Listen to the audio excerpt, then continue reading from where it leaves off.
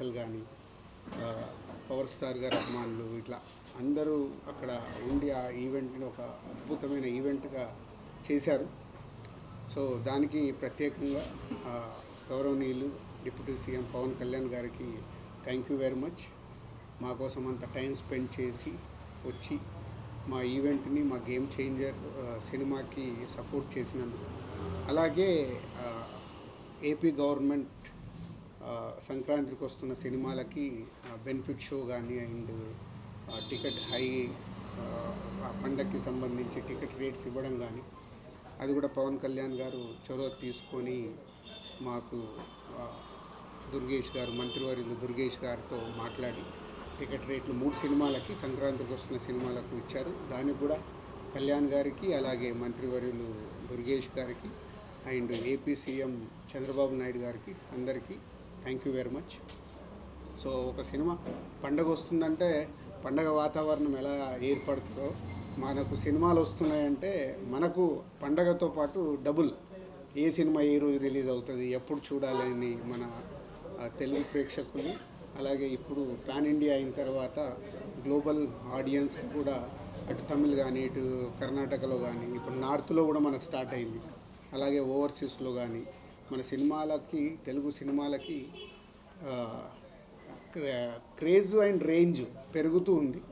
So pan India రిలీజులు కాబట్టి మాకు ఇంకా ఎక్కువ ఫస్ట్ టైం నేను చేస్తున్నా, ఎక్కువ స్ట్రెస్లో పనిచేస్తున్నా. ఇంకా 3-4 డేస్లో ఈరోజు రేపు కంప్లీట్ చేసి గేమ్ చేంజర్ కాంటెంట్ పంపించేయాలి. సో గేమ్ చేంజర్ ప్రత్యేకమైన సినిమా, ఒక 3.5 years జర్నీ.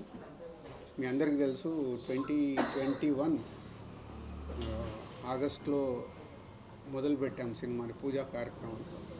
ఆల్మోస్ట్ ఒక 3.5 years జర్నీ.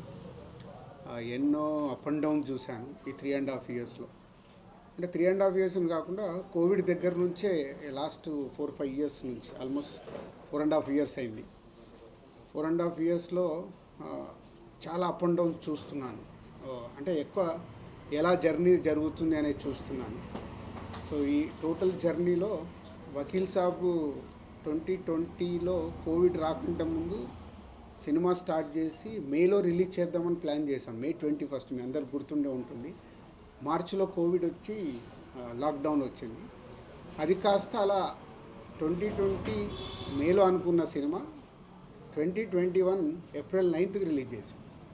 అంటే ఆల్మోస్ట్ 1 year. అంటే కోవిడ్ దగ్గర నుంచి ఇలాంటి చేంజెస్ అంటే మన చేతిలో లేకుండా జరుగుతూ వచ్చాయి. సరే ఆ సినిమాను అద్భుతంగా తయారు చేసి అద్భుతంగా పెట్టాము. April 9th రిలీజ్ అయిన 4వ రోజే మళ్ళీ కోవిడ్ విజృంభణతో 2 weeksలోనే మళ్ళీ థియేటర్ షట్ డౌన్. అంటే కళ్యాణ్ గారితో నాకు చాలా ఇంట్రెస్ట్గా, మీ అందరికీ తెలుసు I'm big fan of Pawan Kalyan garu. ఇంట్రెస్ట్గా దాన్ని కళ్యాణ్ గారికి మళ్ళీ రీఎంట్రీ, ఆ గ్యాప్ తీసుకున్న తర్వాత రీఎంట్రీ సినిమా. సో చాలా జాగ్రత్తగా దాన్ని బ్లాక్ బస్టర్ ఎలా అవుతుంది అనే దాని మీద డైరెక్టర్ అప్పుడు వేణు శ్రీరామ్ కానీ టీం కానీ అంత కష్టపడి చేసాం. మళ్ళీ కోవిడ్ రావడం, సెకండ్ లాక్డౌన్. సో ఇక్కడ సినిమా రిలీజ్ చేసేసి ఒక 1 week తర్వాత 1 month నేను యూఎస్ వెళ్ళిపోయాను. అంటే ఆ డిసప్పాయింట్ కావచ్చు, ఐ వాంట్ బ్రేక్ అవ్వచ్చు ఆ టైంలో. అలా వకీల్ సాబ్కి, దాని తర్వాత వారిసు చేసాం తమిళ్ తలపతి విజయ్ గారితో. అది తమిళ్లో తీసాం కాబట్టి తమిళ్ సినిమా అయిపోయింది. అంటే దిల్ రాజు గారికి తెలుగులో దాని ద్వారా రావాల్సినంత రాలేదు, కానీ తమిళనాడులో వచ్చింది. తర్వాత బలగం చేసాం. బలగం అయితే మీ అందరికీ తెలుసు, ఇట్స్ ఎ బిగ్ అప్రిషియేషన్. ఆ సినిమాకు కూడా ఏమైంది, సో అది తెలంగాణ నేటివిటీలో చేయడం వల్ల, తెలంగాణ బ్యాక్డ్రాప్లో సినిమా కాబట్టి తెలంగాణలో దానికి 100కు 100 మార్కులు వస్తే అదర్ దగ్గర 70-80% వచ్చాయి. అంటే మళ్ళీ యూనివర్సల్గా కొట్టలేకపోయాను. ఇలా నన్ను నేను అనాలిసిస్ చేసుకుంటూ ఉన్నాను లాస్ట్ 3.5 yearsలో జరుగుతున్న జర్నీలో. సో ఇలా కొన్ని సినిమాలు రిజల్ట్ రాలేదు. సో రిజల్ట్ రానప్పుడు అక్కడి వరకు నాకు బాధ లేదు. ఫ్యామిలీ స్టార్ రిలీజ్ అయ్యాక, రిలీజ్ రోజు నా గ్రాండ్ సన్ ఫోన్ చేశాడు. వాడికి మరి ఎలా చెప్పారో ఏంటో తెలియదు, తాత చాలా అప్సెట్లో ఉన్నావంట, నువ్వు అప్సెట్ అవ్వకు, ఎందుకంటే నీ చేతిలో గేమ్ చేంజర్ ఉంది, నువ్వు గేమ్ చేంజర్ కొడతావని. It's emotional moment for me. ఏంటి వీడు కూడా ఫోన్ చేసి ఏజ్ ఇస్ 7 years బాయ్ నా గురించి ఇంత కన్సర్న్గా ఉన్నాడు అన్న తర్వాత నాలో మళ్ళీ ఒక చేంజ్ తీసుకున్నాను. నోను ఒక 7 years బాయ్ కూడా అడుగుతున్నాడు ఇలా అని అంటే ఏంటి, ఎక్కడ ఇన్స్పైర్ అవ్వాలి. సో సినిమాలు మళ్ళీ పాత రోజుల్లాగా నేను ఎక్కడ మిస్ అవుతున్నాను, ఎలా పట్టుకోవాలి అని ఒక టార్గెట్ స్టార్ట్ అయింది. నాట్ ఓన్లీ ఆరాంష్ వాడి పేరు, మై గ్రాండ్ సన్ పేరు ఆరాంష్ అని కాదు, చాలామంది ఏమైంది సార్ మీడియా మిత్రుల్లో ఉన్నా మీ సినిమాలు రావట్లేదు, మీకు రిజల్ట్ వస్తలేవు, దిల్ రాజు జడ్జిమెంట్ అయిపోయిందా, ఇలా రకరకాలుగా శ్రేయోభిలాషులు మాట్లాడడం కావచ్చు, ఇండైరెక్ట్గా మాట్లాడడం కావచ్చు, చెవులు పడుతూ ఉంటాయి. ఆ టైంలో నాకు ఒక ఫియర్ స్టార్ట్ అయింది. అరే నిజంగా నా జడ్జిమెంట్ పోయిందా, నిజంగా ఇంకా నేను రైట్ సినిమాలు ఇవ్వలేనా, లేదు కాంబినేషన్కి వెళ్ళిపోవాలా. ఇలాంటి టైంలో ఒకరోజు అనిల్ రావిపూడి కూడా ఇట్లా నా క్లోజ్ ఉండే డైరెక్టర్స్తో కాన్వర్సేషన్ స్టార్ట్ అయింది.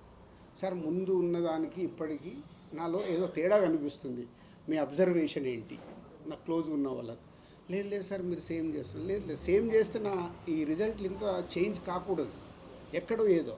మా శిరీష్ గారు ఇక చెప్తూనే ఉంటారు, లేదు లేదు నువ్వు ఓవర్లోడ్ అవుతున్నావు, ఓవర్లోడ్ వల్ల యు ఆర్ నాట్ కాన్సన్ట్రేటింగ్. న్యాచురల్గా పండ్లు పెరిగినప్పుడు వర్క్ స్ప్లిట్ అయిపోతుంది అది ఎవరికైనా. నా పరిస్థితి కూడా అలాంటిది. లేదైతే I want is a steam line, దేనికి ఎలా చేయాలి అని. సో ఎప్పుడు ఇక్కడ సినిమా ఫీల్డ్లో సక్సెస్ ఉంటేనే వాల్యూ ఉంటుంది, అది ఎవరికైనా.